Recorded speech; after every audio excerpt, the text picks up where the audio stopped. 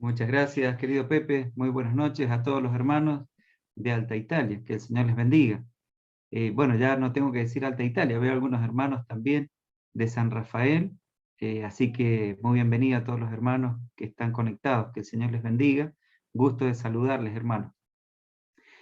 Bueno, vamos a abrir nuestras Biblias rápidamente. Vamos a poner acá el relojito para que no nos pasemos. Si bien el hermano es bondadoso, no quiero hacer uso tampoco de un tiempo mayor. Vamos a abrir nuestras Biblias, ¿sí? Mientras el hermano que administra, si me permite para compartir pantalla, vamos a ir buscando los evangelios hasta llegar al punto que estuvimos viendo ayer. Justamente en el día de ayer llegamos a ver aquellos atributos, rápidamente haciendo un repaso, vimos acerca de los atributos de Dios Padre como Dios mismo. Luego empezamos a ver acerca de los atributos del Señor Jesucristo como Dios mismo, haciendo un repaso ayer, de ayer justamente veíamos aquellos textos donde nos mostraban que Dios es uno solo, no hay dioses, ¿sí? Repasábamos también el plural de la palabra Elohim en cuanto a sus verbos y en cuanto a sus adjetivos, para denotar que habla de un conjunto de cualidades, pero sigue siendo un solo Dios. En la introducción veíamos cómo en el Antiguo Testamento se confirma la identidad de un solo Dios y ya se va mostrando esa apertura de tres personas totalmente, digamos, en su accionar independientes, que eso es lo que vamos a ver hoy día, pero a su vez íntimamente unidas en uno solo. Este justamente es el misterio de la Trinidad. Ayer hablábamos, justamente, terminábamos nuestra reunión hablando de la omnisciencia, la omnipotencia del Señor Jesucristo, mientras estuvo acá en la tierra, y veíamos también el último punto con el que quedamos ayer, justamente era acerca de algo que denota sin ningún lugar a dudas que nuestro Señor Jesucristo fue, es y será Dios por la eternidad, porque justamente Él puede perdonar pecados, ¿no? Ayer entramos en el Evangelio de San Marcos viendo aquella narración de aquellos amigos que trajeron al paralítico. Vamos a seguir con algunos puntos más, demostrando de que el Señor Jesucristo es Dios y es parte de esa Trinidad que nos habla de un único y solo y soberano Dios. Y vamos a ir al Evangelio de San Juan en el capítulo 12. San Juan capítulo 12, y vamos a entrar allí al verso 9. San Juan capítulo 12, verso 9, encontramos justamente al Señor Jesucristo en casa de sus amigos, ¿no? Justamente en casa de María, Marta y Lázaro. Dice, gran multitud de los judíos supieron entonces que él estaba allí y vinieron no solamente por causa de Jesús, sino también para ver a Lázaro, quien había resucitado de los muertos.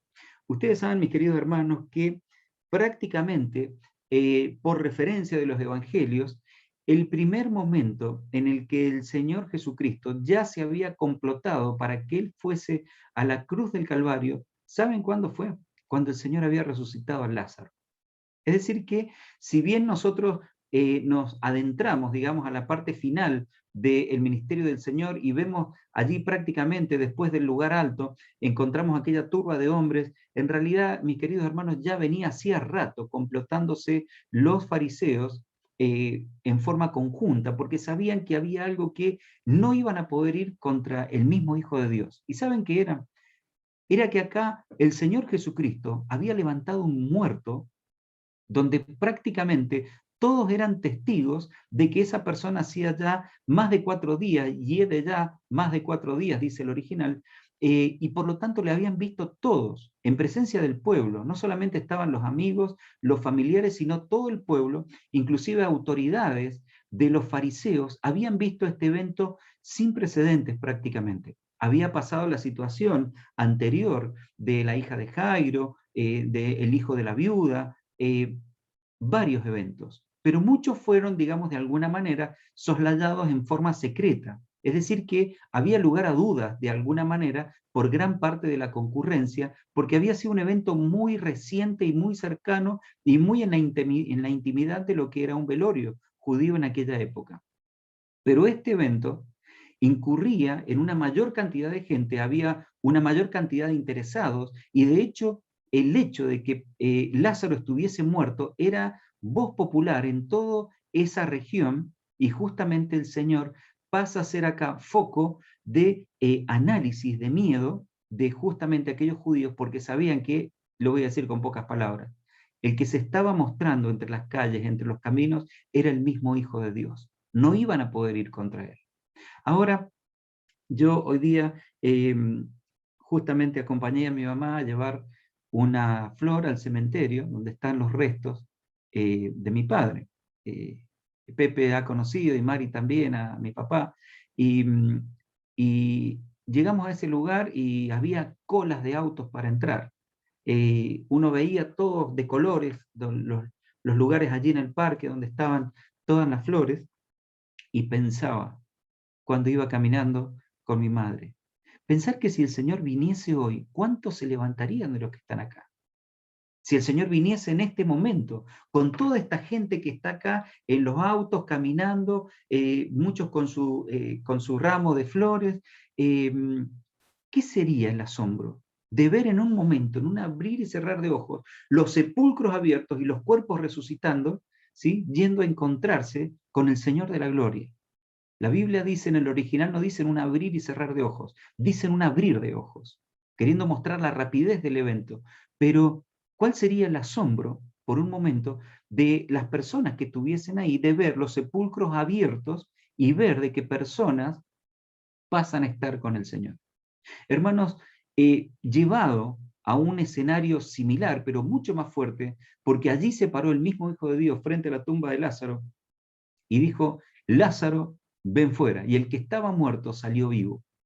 Hermanos, esto fue un evento sin precedentes, donde nos muestra realmente la persona del Señor Jesucristo como el mismo Hijo de Dios. Pero va a decir el apóstol Pablo en la carta a los Corintios, pero no solamente fue aquella bendición de que resucitara a Lázaro o aquellos contemporáneos en la época del Señor, no solamente fue de gran bendición que Cristo mismo al tercer día resucitara de los muertos, sino dice el apóstol Pablo, y gracias a Dios porque nos incluye a todos los que tenemos fe en el Señor, es primicia de los que durmieron, fue hecho. Ahí yo uso un verbo del pasado. Primicia de los que durmieron, fue hecho. Por lo tanto, podemos afirmar categóricamente que el Señor Jesucristo es Dios porque tiene Él mismo no solamente el poder para poner su vida y para volverla a tomar, sino tiene poder, mis queridos hermanos, también para hacer que nosotros vayamos hacia la muerte.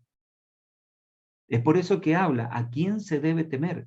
Aquel que tiene poder para cortar nuestros días y en el caso de que no le hayamos recibido, de incluso echar aquel cuerpo en el mismo infierno. Hermanos, el mismo Señor Jesucristo es el Hijo de Dios que vino a establecer sin precedentes que la muerte no es nada más que un pasaje a la vida eterna, a la resurrección eterna de aquellos que hemos creído en el Señor Jesucristo. Esto solamente lo puede hacer Dios, mis queridos hermanos. Dios mismo. Lo que pasa es que muchas veces los evangélicos estamos tan acostumbrados a esta terminología, tan acostumbrados a este evento, que no le tomamos realmente el peso que tiene que el Señor Jesucristo pueda resucitar muertos, mis queridos hermanos. Yo hoy día caminaba sobre ese lugar, sobre ese parque, y decía, pensar que si el Señor viene ya, en un abrir y cerrar de ojos, resucitarían los muertos. Los que han creído en Cristo, sus cuerpos, se levantarían, pero sueltos de allí, de ese lugar, totalmente regenerados, mis queridos hermanos. Perdónenme que hable tan fuerte esta situación. Y más con tantos eventos que están pasando tan cerca nuestro. Pero no puedo dejar de mencionar en este día, en esta tarde, a mis queridos hermanos que me acompañan, que en Cristo existe ese poder de resucitar a los muertos. Y va a ser ese día tan glorioso cuando Él nos venga a buscar, tan solamente porque Cristo es Dios. Dios mismo muriendo por nosotros en la cruz del Calvario, pero Dios mismo entrando a su corazón, mi querido hermano, y poniendo el sello de la promesa de su Espíritu, Él mismo tomándonos como propiedad suya. Primicia de los que durmieron, es hecho. Se puede decir claramente. ¿Por qué? Porque Cristo tiene poder para resucitar.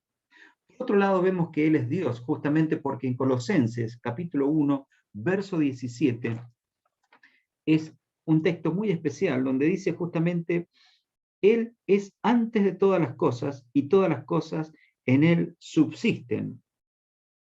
Hermanos míos, ¿qué quiere decir justamente que todas las cosas que están creadas, dice que Él es antes, por ende quiere decir que Él no fue creado, pero no solamente nos habla de todas estas cosas que fueron creadas después de Él, dice que todas estas cosas en Él subsisten. Hermanos, ¿saben qué quiere decir esta expresión? Que todo lo que nosotros vemos, todo lo que nosotros vemos con nuestros ojos, cielo, tierra, mar, todo el sistema viviente que nosotros vemos, inclusive en nuestras vidas, miren lo que dice, todas las cosas en Él subsisten. Hermanos, nada de lo que tiene vida hoy, si no fuese por el Señor Jesucristo, no estaría ordenado de la forma en la que está. Y muchas veces nosotros he escuchado a creyentes hablar de la naturaleza de esto, la naturaleza que vemos. Hermanos, la naturaleza no existe, es creación.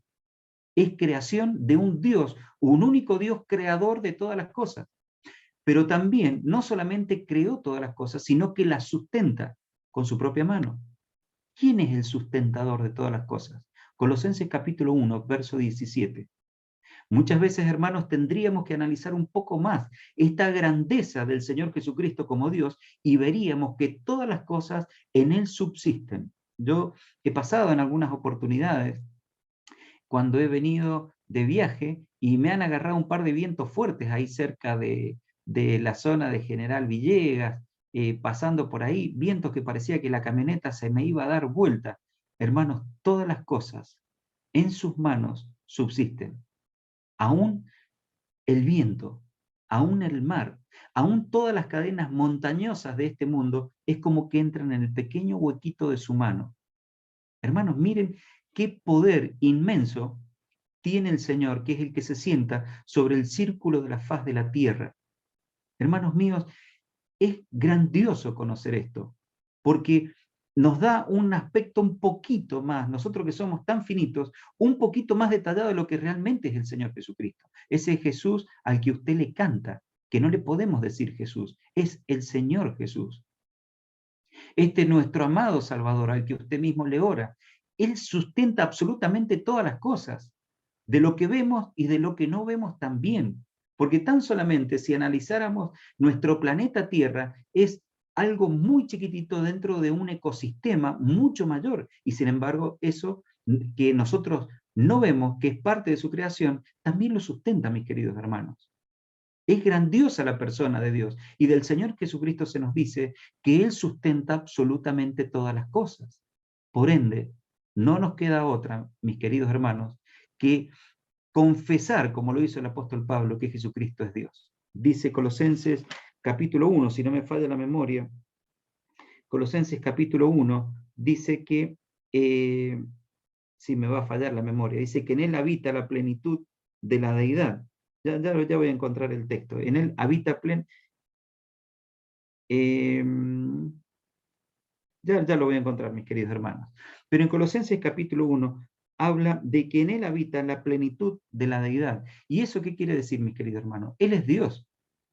Él es Dios. No hay otra forma de poder expresar otra cosa, de decir que Él es Dios. Pero por otro lado, existe algo, mis queridos hermanos, que está referido a los juicios y no podemos dejar de mencionar. En la época del ser humano han habido siempre juicios. Esos juicios que de alguna manera han llevado al hombre a recibir el pago de su culpabilidad. Vemos que cada uno de los pactos siempre han empezado cuando ha habido una época de juicio anterior.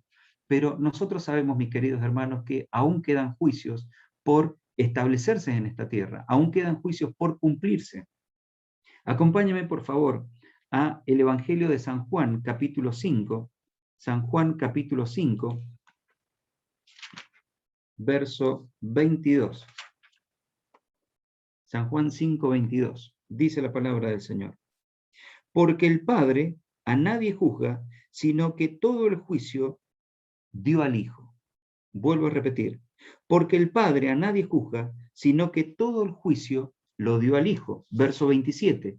Y también le dio autoridad de hacer juicio por cuanto es el Hijo del Hombre. Hechos capítulo 10. Hechos capítulo 10, verso 42 y 43. Dice, y nos mandó que predicásemos al pueblo y testificásemos que Él es el que Dios ha puesto por juez de vivos y muertos.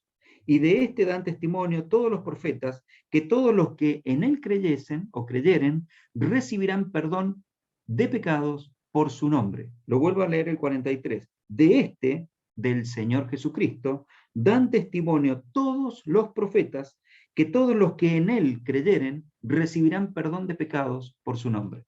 Hermanos queridos, les hago esta consulta. Si a usted le llega una carta documento a su casa, golpean la puerta, se levanta y recibe una carta documento. Esa carta documento le dice que usted tiene un juicio pendiente y que en ese juicio se tiene que presentar delante del juez mañana mismo, a primera hora, y tiene que presentarse allí con pruebas de un juicio que usted sabe que lo va a perder, justamente porque no hay forma de que usted pueda de alguna manera salvarse de ese juicio. La condenación ya la sabemos, viene allí justamente puesta como un anexo dentro de esa carta documento. ¿Cómo estaríamos nosotros? ¿Cómo estaríamos? ¿No dormiríamos? Algunos tratarían de escaparse, algunos realmente dirían, vendo todo lo que tengo para pagar a algún abogado que de alguna manera me pueda librar, y el abogado nos diría, no hay forma. Hermanos míos, ese juez se va a parar un día delante de cada hombre y se le va a pedir cuentas. No va a mandar a un secretario, no va a mandar a un juez suplente, no va a mandar a un subsecretario, a un subalterno, va a ir él mismo y se va a parar como el único juez. Justamente a él mismo se le dio el poder de juzgar absolutamente a todos los hombres. ¿Y saben qué? No va a ser en forma genérica, como país, como nación, como, ni siquiera como iglesia, mis queridos hermanos. Se nos va a juzgar en forma individual a cada uno de aquellos que le rechazaron. Solamente van a ser eximidos del castigo aquellos que lo hayan recibido al Señor Jesucristo y que hayan recibido el perdón de sus pecados porque realmente creyeron en el Señor Jesucristo. Hermanos, es terrible.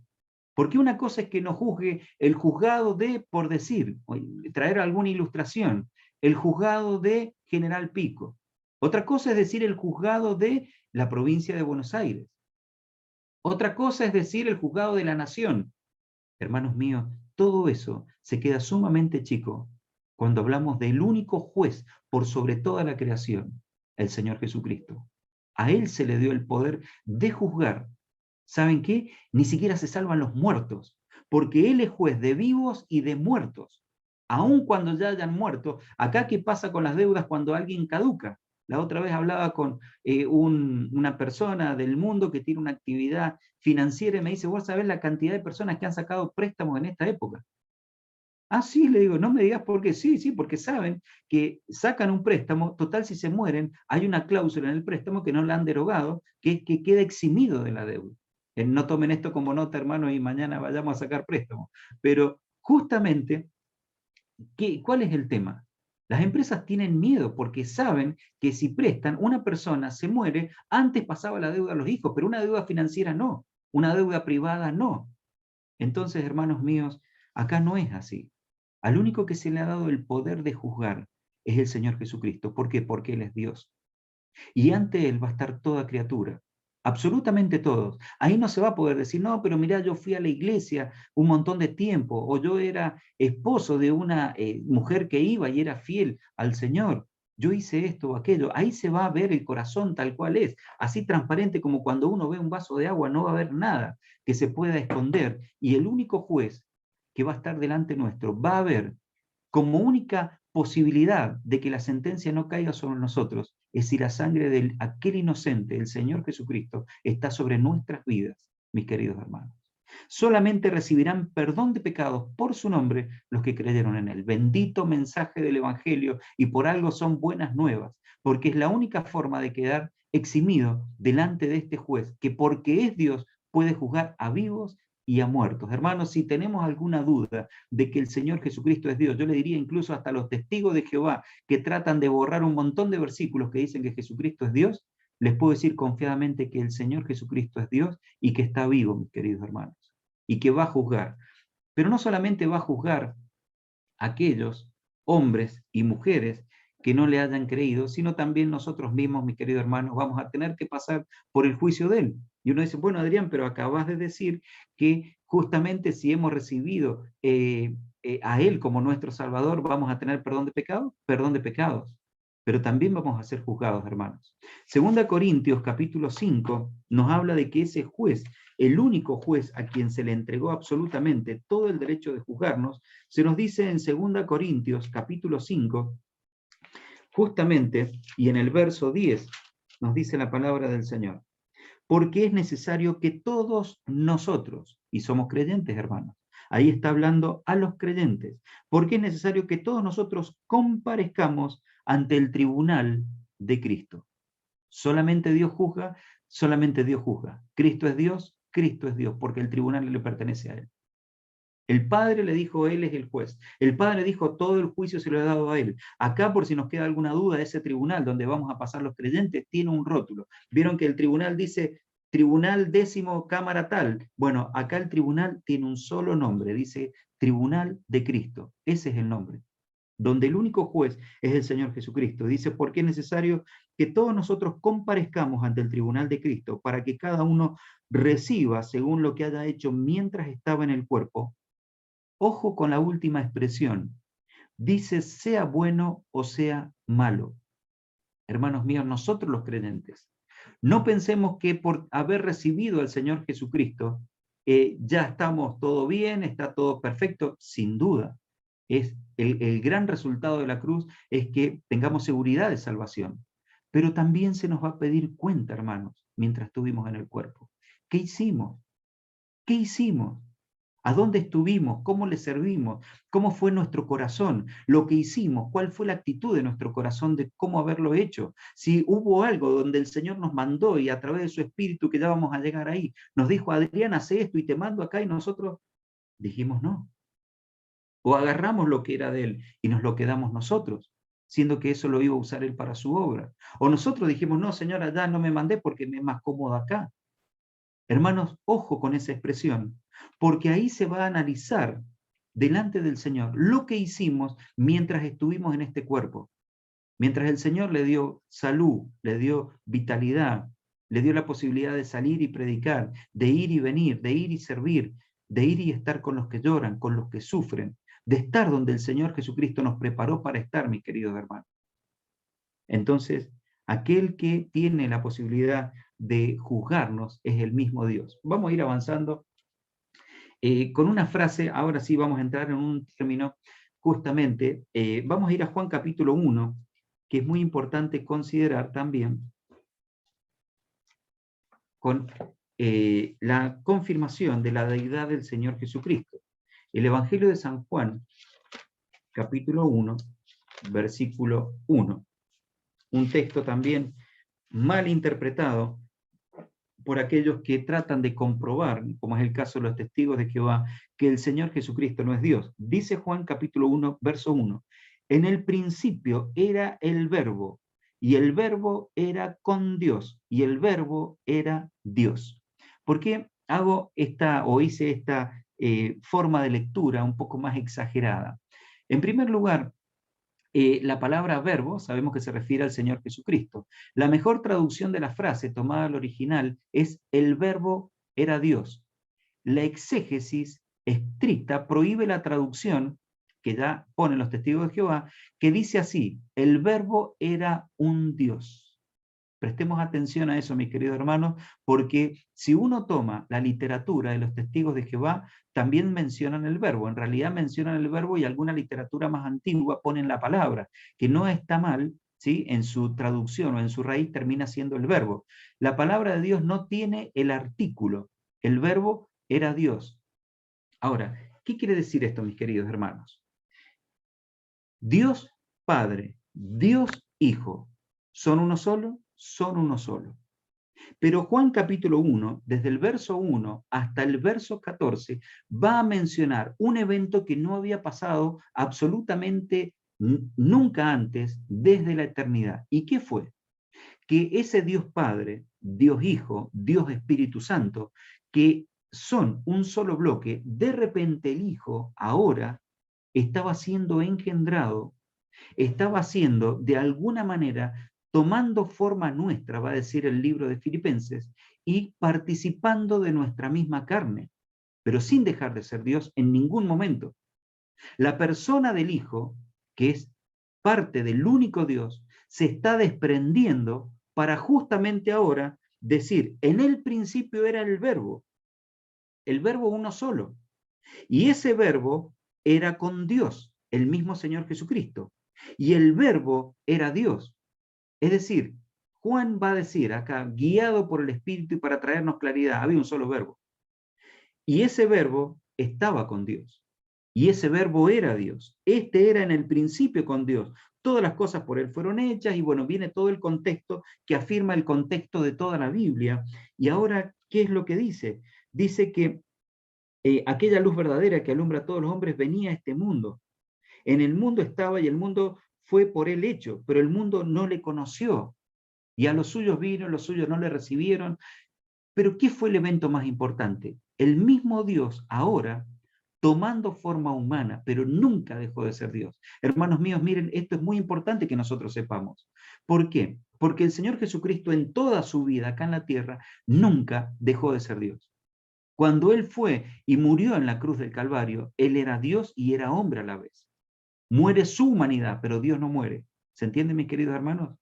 Muere su humanidad. El hombre Jesucristo muere allí en la cruz del Calvario, pagando el precio de nuestras culpas. Inmediatamente, y eso podríamos tomar alguna otra reunión, va a las partes más bajas de la tierra, dice la Escritura. ¿Por qué? Porque era Dios, evidentemente.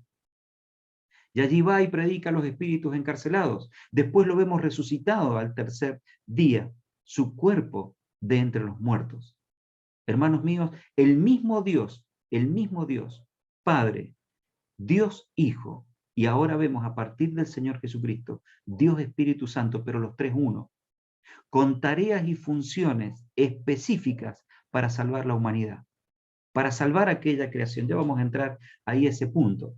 Ahora, hay muchísimos más puntos que nos afirman de que el Señor Jesucristo es Dios, pero yo quiero quedarme con la frase de Juan 10:10, cuando el Señor Jesucristo, haciendo la mención acerca de las ovejas, del pastor, en un momento el Señor se para y les aclara y le dice, miren, el Padre y yo uno somos uno. Es uno solo, es un solo, no es un vínculo, decir, somos como uno, Pepe y yo, porque tenemos los mismos gustos, amamos al mismo Señor, vamos a predicarlo. No, acá se refiere a la unidad de esencia porque es uno solo. El Señor Jesucristo y el Padre, uno solo. Ahora con respecto al Espíritu, justamente, también se le llama Dios. Hechos capítulo 5. Hechos capítulo 5. Versículo 3 y 4. Dice, dijo Pedro, Ananías, ¿por qué llenó Satanás tu corazón para que mintieses al Espíritu Santo? Recordemos Hechos capítulo 5, ya el Espíritu había descendido. ¿Por qué llenó Satanás tu corazón para que mintieses al Espíritu Santo y sustrajeses del precio de la heredad? Verso 4, reteniéndola, no se te quedaba a ti y vendida, no estaba en tu poder. ¿Por qué pusiste esto en tu corazón? No has mentido a los hombres, sino a Dios. Dios. No se estaba refiriendo en el original que había mentido, porque obviamente el contexto del verso 3 nos conlleva la misma idea. ¿Qué quiere decir, mis queridos hermanos? Acá dice, ojo, Pedro le dice, Ananías y Zafira han mentido al mismo Espíritu Santo, quien está guiando ahora, quien está comandando todas las cosas, quien está administrando, porque ya el Señor Jesucristo ascendió. Entonces llegó el Espíritu Santo. Ese Espíritu Santo que ahora está presente en la iglesia primitiva, está diciendo, ojo, le han mentido a Dios. Eso está queriendo decir. Demostrándonos doctrinalmente, mis queridos hermanos, que el Espíritu Santo no es una fuerza motivadora como dicen algunas religiones. No es una fuerza sobrenatural, como incluso he escuchado predicar a algunos llamándose cristianos evangélicos. Hermanos míos, el Espíritu Santo es Dios. Con esas 4 letras de largo, desde la D hasta la S, el Espíritu Santo es Dios mismo, hermanos míos. Entonces, esto es muy importante que nosotros lo entendamos, que lo comprendamos, porque, hermanos míos, les digo una cosa, sobre la persona del Espíritu Santo se ha incluso escrito un montón de libros, donde no tiene absolutamente nada que ver, ni de su función, ni de su tarea, ni de cómo obra, y principalmente relacionándolo como un Dios, y no como el Dios, el único Dios, Padre, Hijo y Espíritu, un solo Dios, en 3 personas, haciendo tareas específicas, y lo vuelvo a mencionar, para salvar la humanidad. Otro de los atributos del Espíritu Santo que nos muestra de que es Dios, vamos, yo voy a correr acá un cartelito para poder leer, justamente lo encontramos, a ver si lo puedo correr, un segundito. 1 Corintios capítulo 6.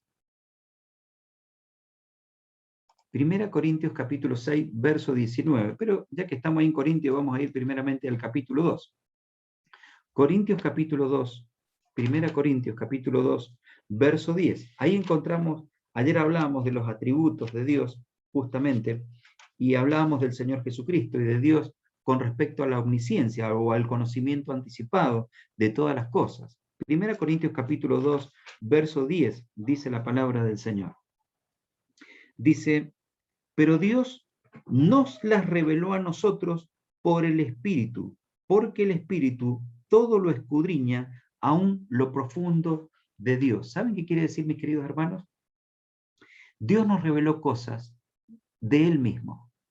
Dios nos reveló un montón de cosas acerca del cielo, acerca del infierno, acerca de Satanás, acerca de la muerte, acerca de la salvación, acerca de todo lo que vino a revelar el Señor Jesucristo, acerca de las huestes celestiales, acerca de la salvación del hombre, acerca cómo, miren, podría estar acá 10 días hablando de todo lo que Dios mismo se ha revelado al hombre. ¿Cómo lo hacen? Justamente como dice acá, nos la reveló a nosotros por el Espíritu, porque el Espíritu todo lo escudriña, aún lo profundo de Dios. ¿Qué quiere decir, mis queridos hermanos? No es que haya alguien que, porque uno puede interpretar esto, que vaya y saque y aprenda de Dios para después venir y revelarnos. No, no. Acá la versión original está queriendo decir, Dios mismo se revela al hombre a través de ¿qué? De su Espíritu. Porque aún lo profundo de Dios, lo que es lo más interior, lo más exacto, se puede revelar a sí mismo a alguien. Miren, yo, para poner un ejemplo, yo puedo decir que a Pepe le gustan los asados, porque cuando ha venido a mi casa hemos comido juntos un asado. Pero si quiero saber más exactamente cuál es el gusto de Pepe, le puedo ir y puedo preguntarle a Cecilia. Cecilia, vos cuando eras chica, ¿qué le hacía de comer tu mamá? Y Cecilia va a decir, bueno, a mi papá también le gustan las empanadas. Pero si quiero saber más exactamente, voy a ir y le voy a preguntar a Mari. Mari, ¿qué puede comer Pepe? Mari me va a decir, sí, le gustan los asados, le gusta la empanada, pero ahora yo lo estoy cuidando y come esta comida. Ahora, si yo realmente quiero saber exactamente de Pepe, ¿qué voy a hacer? Pues le voy a decir, Pepe, está bien, está Cecilia, yo puedo tener una idea, Mari puede también saber algo mucho más cercano, pero dígame usted, Pepe, realmente, ¿qué es lo que quiere comer? Y Pepe me va a decir de primera voz, Adrián, salame, o esto, ¿no es cierto? O aquello. ¿Por qué? Porque de él mismo sale lo que realmente es la realidad de lo que él quiere en ese momento. Hermanos, cuando el Espíritu habla de que nos revela lo profundo de Dios, es porque Dios mismo se quiere revelar a nosotros y lo hace a través del Espíritu. No es que el Espíritu aprenda de Dios para después decirnos, es Dios mismo a través del Espíritu Santo revelándonos a nosotros las cosas de Dios, mis queridos hermanos. Y muchas veces, perdónenme que lo diga con mucho cariño y mucho respeto, muchas veces lo desperdiciamos. ¿Saben por qué? Porque muchas veces nos quedamos con un mensaje nada más que se nos dio. Y no escudriñamos nosotros mismos, rogándole a Dios que Él nos hable y nos diga qué es lo que nos quiere decir. Hermanos míos, muchas veces yo me he puesto a leer y he parado la lectura y me he vuelto a arrodillar acá en este lugar y he dicho, Señor, dígame porque no entiendo. Y me he vuelto a poner a leer. Y le he dicho de nuevo, Señor, me tengo que arrodillar porque no sé y no entiendo y se me olvidan cómo es.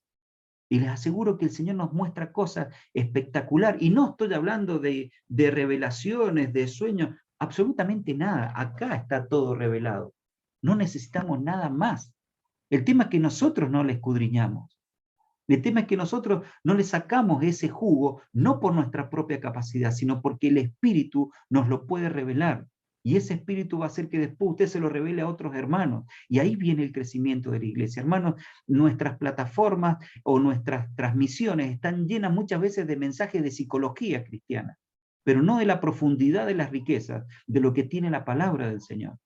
Es cuestión de que llamemos a la puerta del Espíritu y le diga, Dios mío, díganos usted qué es lo que quiere que aprendamos.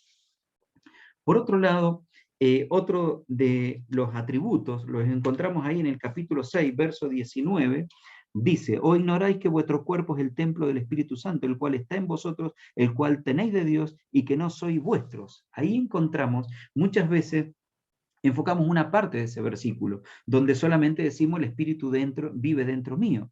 Pero esto es un reflejo totalmente efectivo de lo que es la omnipresencia del Señor.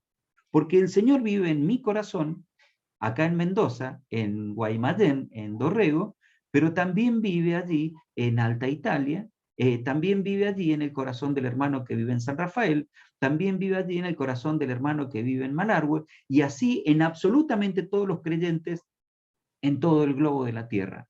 Dígame si eso no es omnipresencia. Dígame usted.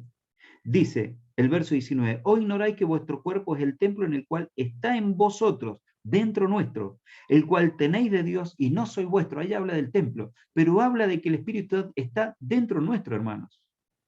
Y esto es algo, pero miren, más que riquísimo para nuestro conocimiento, el mismo Dios dentro de cada creyente, dentro de cada creyente.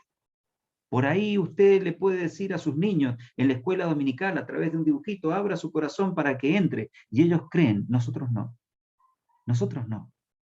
Porque si supiéramos que Dios mismo quiso entrar dentro de este cuerpo que se va envejeciendo, que se va formando, deformando, que se va deteriorando, para tan solamente mostrarnos de Dios, les aseguro que nuestra vida sería distinta.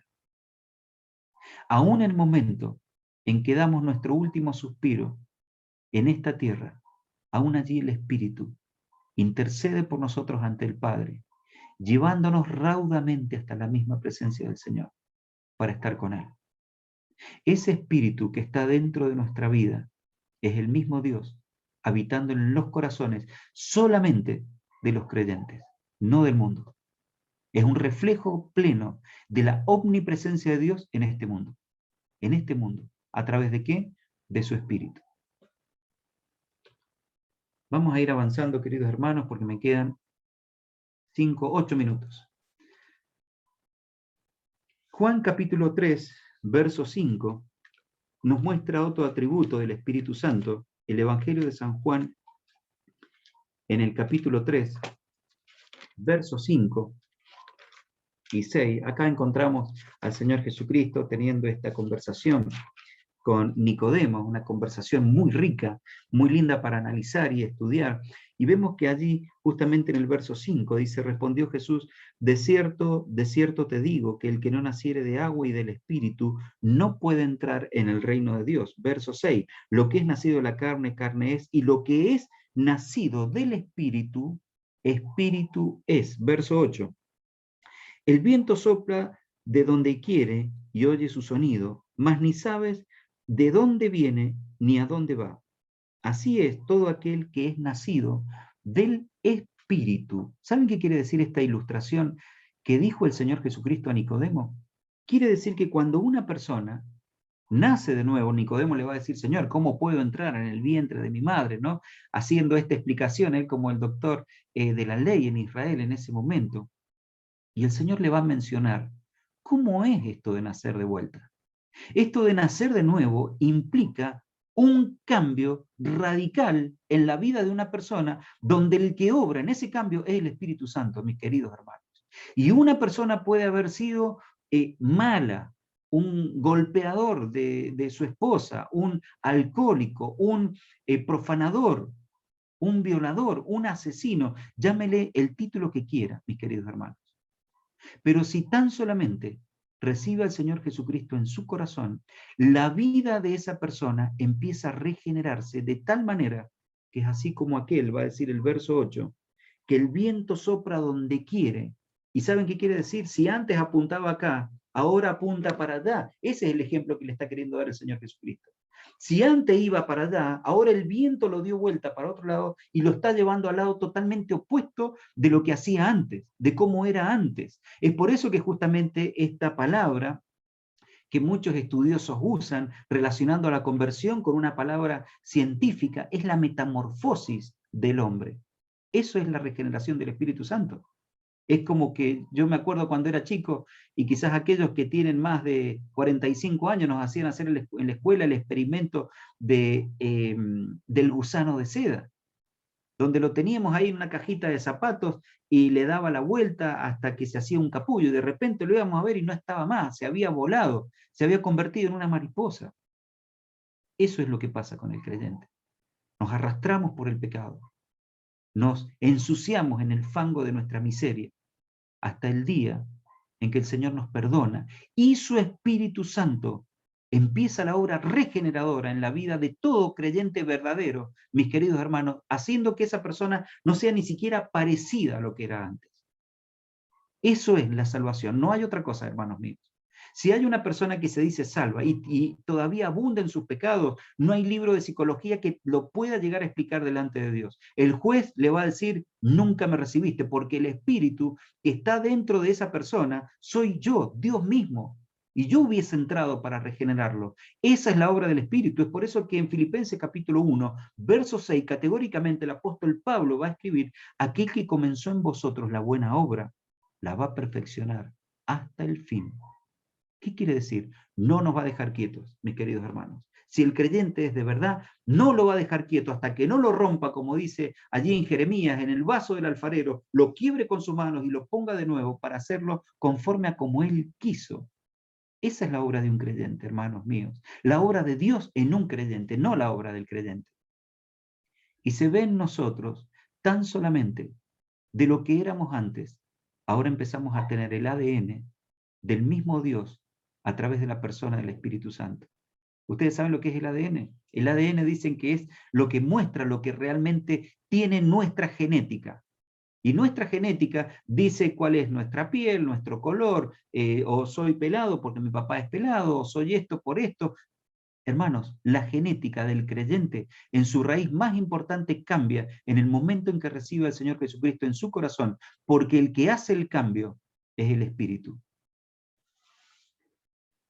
Y eso tan solamente lo puede hacer porque es Dios mismo en nuestras vidas. Vamos a ir, ya nos quedan pocos minutos, hermanos. Mateo capítulo 28, verso 19. Llevamos 42 minutos, 5 minutitos más y terminamos, hermanos. Mateo capítulo 28, verso 19. Sé que un domingo a la noche es un poco pesado estudiar, pero qué mejor que poder estudiar la palabra del Señor. Mateo 28, verso 19, allí encontramos uno de los versículos, de mi punto de vista, más ricos en cuanto a la evidencia de la Trinidad. Dice, por tanto, id y haced discípulos a todas las naciones, bautizándolos en el nombre del Padre, y del Hijo, y del Espíritu Santo. En el nombre, no dicen los dioses, en el nombre del Padre, del Hijo y del Espíritu Santo. Hermanos, ojo con este tema. Yo he escuchado a creyentes orar en el nombre del Padre, del Hijo y del Espíritu Santo. Está mal. Perdónenme con mucho cariño, está mal. A nosotros se nos manda a orar en el nombre del Hijo, en el nombre de aquel que es el mediador entre el Padre y nosotros. El mediador es el Señor Jesucristo y en su nombre oramos. Todas las oraciones son oídas en el nombre del Señor Jesucristo. Entonces está mal que se ore en el nombre del Padre, en el nombre del Hijo y en el nombre del Espíritu. Aún más, cuando nosotros oramos en el nombre del Hijo, está una parte de Dios, que es Dios mismo, que es el Padre, quien escucha la oración. Lo hace por medio del Hijo, vamos en su nombre. En el nombre de Él llevamos ese cheque del pedido que necesitamos. Pero aún está el tercero, que es el Espíritu, que ora con gemidos indecibles cuando nosotros hablamos con Dios. La vez pasada leí en un libro algo que me hizo llorar, hermanos. Me hizo llorar porque me trajo muchos recuerdos muy profundos. Y el librito este, para tratar de interpretar lo que decía de que el Espíritu intercede con gemidos indecibles, puso un ejemplo que me golpeó el corazón, pero lo entendí, hermanos. Decía el libro, cuando alguien le pide al Padre, Señor, te pido que sanes a este familiar mío, que lo retengas, que lo sanes, le saques esta enfermedad y que pueda volver a tener salud. El Espíritu, por otro lado, está diciendo, Padre, esta persona que está enferma es un hijo tuyo, pero ya está preparado para entrar al cielo. Ya está preparado para entrar al disfrute eterno. Él está pidiendo por lo que su carne siente, por lo que su carne lo va a extrañar, pero lo mejor lo tiene allá en el cielo. Es por eso que el apóstol Pablo va a decir, no sé qué elegir, pero una cosa mejor sé, que estar con Cristo es muchísimo mejor. Y el Espíritu intercede de esa forma en todas nuestras oraciones que hacemos al Padre en el nombre del Señor Jesús. Encontramos, ya me estoy pasando, hermanos, vamos a ir a algunas definiciones rápidamente, solamente 5 minutitos más, hermanos, para ya terminar. Encontré una definición de un teólogo que me gustó traer la colación. Dice, solamente hay un Dios único y verdadero, pero en la unidad de la deidad hay 3 personas coeternas, coiguales, iguales en sustancia porque son Dios, pero distintas en subsistencia. ¿Por qué? Porque cada uno tiene una función de existencia, donde colaboran absolutamente las tres personas de uno solo, porque justamente hay una misma sustancia, que es Dios mismo, tratando de buscar, de salvar, de ayudar al hombre para que vuelva a recuperar ese lugar que perdió cuando Satanás mismo le hizo desobedecer allí en el huerto. Yo quería tomarme la mejor de las definiciones del mejor expositor de la palabra, que es el mismo Señor Jesucristo. El Señor Jesucristo dijo en San Juan 10:30, yo y el Padre uno somos. Declara en forma bella, dice, este balance entre la diversidad de las personas y la unidad de la esencia. Diversidad entre el Padre, el Hijo y el Espíritu, pero la unidad de la esencia, una sola persona. Yo y el Padre distingue claramente 2 personas. El verbo somos es plural, pero dijo uno somos. Y ahí vuelve el Señor a mencionar la esencia.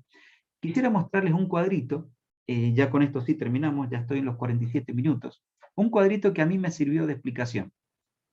En este cuadrito vemos al Padre, arriba, ¿no? Vemos al Hijo, vemos al Hijo y vemos el Espíritu Santo. Es un tema de posición nada más para entender que el Hijo no es el Padre no es el Espíritu no es el Hijo, pero hay un solo Dios.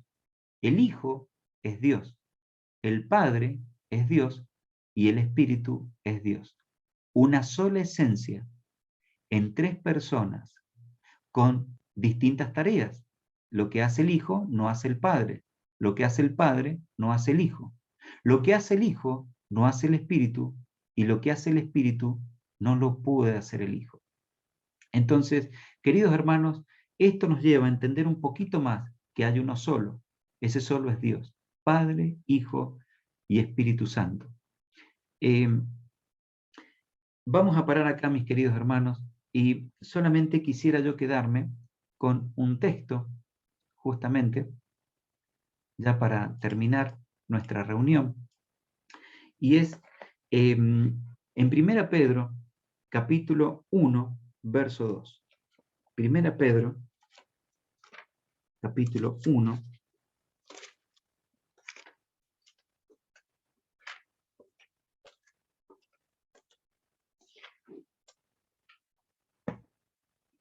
Primera Pedro, capítulo 1, verso 2. Vamos a leer allí la palabra del Señor. Vamos a leer del verso primero.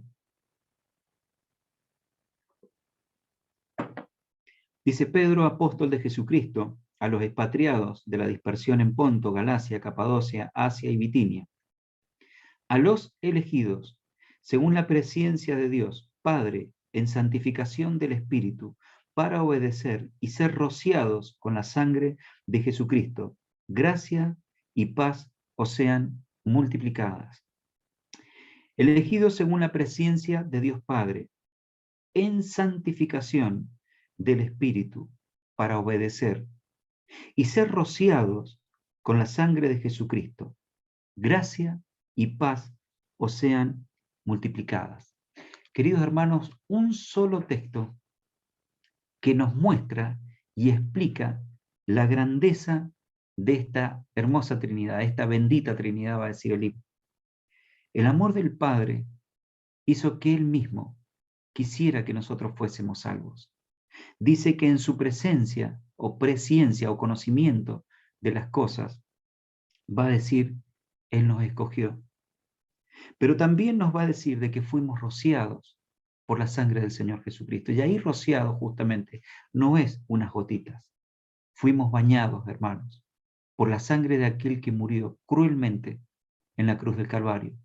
Esa sangre quitó absolutamente todas nuestras culpas, todos nuestros pecados fueron puestos allí, debajo de aquella cruz. Y la sangre que vertió de aquel santo bañó nuestra espalda, nuestra cabeza, nuestras manos, nuestros pies, quitando absolutamente todos nuestros pecados. Pero el Señor no nos dejó ahí, sino que incluso nos santificó por medio de su Espíritu Santo. Ese Espíritu Santo que nos revela, como leíamos recién, lo que está escrito. Es el Espíritu Santo que se goza cuando hacemos las cosas agradables a Él. Es el Espíritu Santo que se entristece cuando pecamos y cuando nuestra vida no está por el camino correcto. Es el mismo Espíritu Santo que nos consuela en nuestras tribulaciones y nos da fuerza y nos alienta hasta el día en que el Señor nos venga a buscar. Queridos hermanos, al final de la mayoría de las cartas del apóstol Pablo encontramos una expresión que dice, el amor de Dios, y eso no tenemos duda. La gracia del Señor Jesucristo, que nos dio tanto amor sin ni siquiera merecerlo, y la participación del Espíritu Santo, que es el obrar diario y permanente del Espíritu en nuestra vida, sea con todos nosotros. La única forma, mis queridos hermanos, de vivir en este mundo y saber que nuestra dicha y nuestra felicidad es grande porque Dios nos salvó. Que el Señor bendiga su palabra a nuestros corazones.